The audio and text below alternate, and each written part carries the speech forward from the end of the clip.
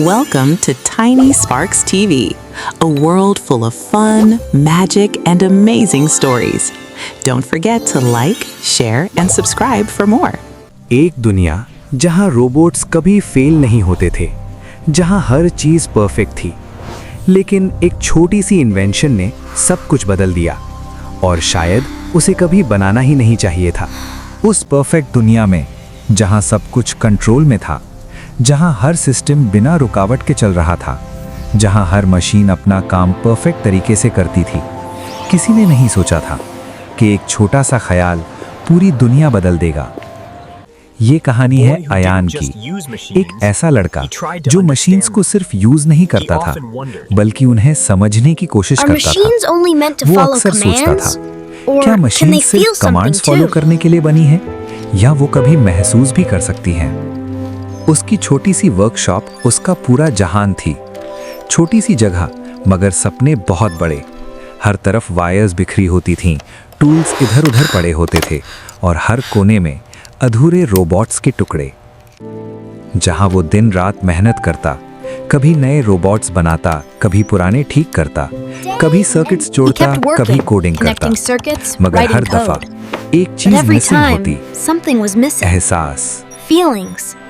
कभी रोबोट चलना ही शुरू नहीं करता था, कभी बीच में रुक जाता था, और कभी वो चल तो जाता था मगर बिल्कुल खाली, जैसे उसमें कोई रूह ही ना हो।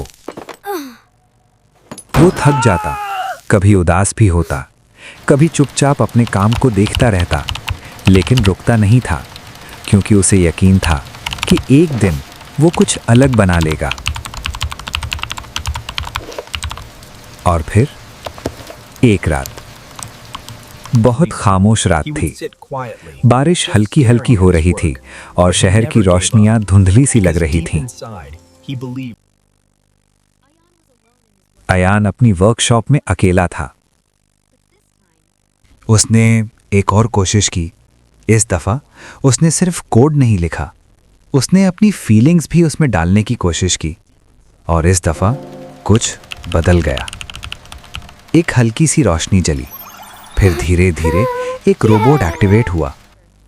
उसकी आंखें चमकी और वो जिंदा लग रहा था, जैसे वो सिर्फ मशीन ना हो।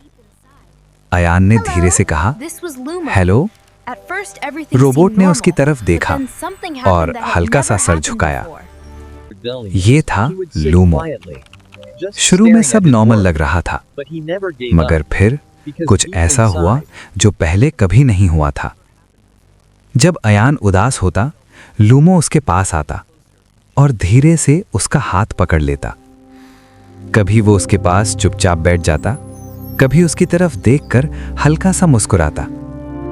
उस लम्हे अयान समझ गया, ये सिर्फ मशीन नहीं थी, ये महसूस करती थी।